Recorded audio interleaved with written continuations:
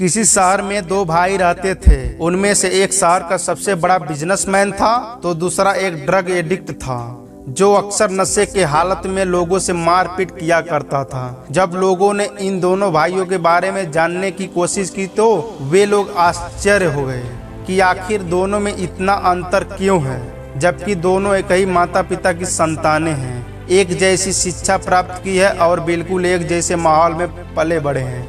कुछ लोगों ने इस बात का पता लगाने का निश्चय किया और शाम को उन दोनों भाइयों के घर पहुंचे। अंदर घुसते ही उन्हें एक नशे में धुत एक व्यक्ति दिखा। उसके पास गए और पूछे, भाई तुम ऐसे क्यों हो? तुम बेवजह लोगों से लड़ाई झगड़ा करते हो, नशे में धुत होकर अपने बीवी बच्चों को पीटते हो, आखिर ये सब करने की वजह क्या है? उस भाई ने उत्तर दिया, मेरे पिता। तब लोगों ने पूछा, पिता लेकिन वो कैसे?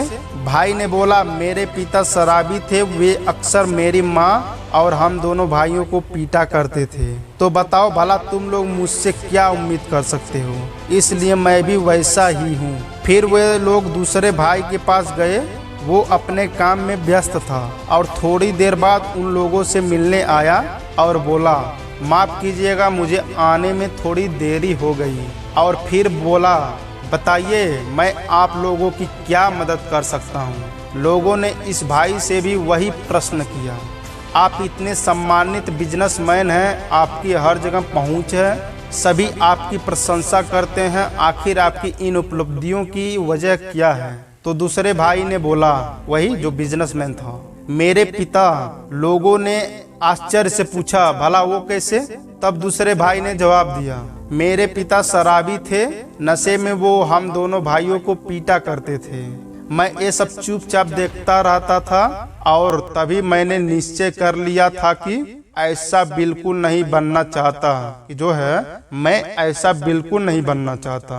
मुझे तो एक सभ्य व सम्मानित व्यक्ति और बड़ा आदमी बनना है और मैं वही बना। तो दोस्तों, हमारे साथ जो घटता है उसके पॉजिटिव और निगेटिव एस्पेक्ट होते हैं। जरूरत इस बात की है कि हम पॉजिटिव एस्पेक्ट को कंसंट्रेट करें और वहीं से अपना इंस्पिरेशन ड्रॉ करें।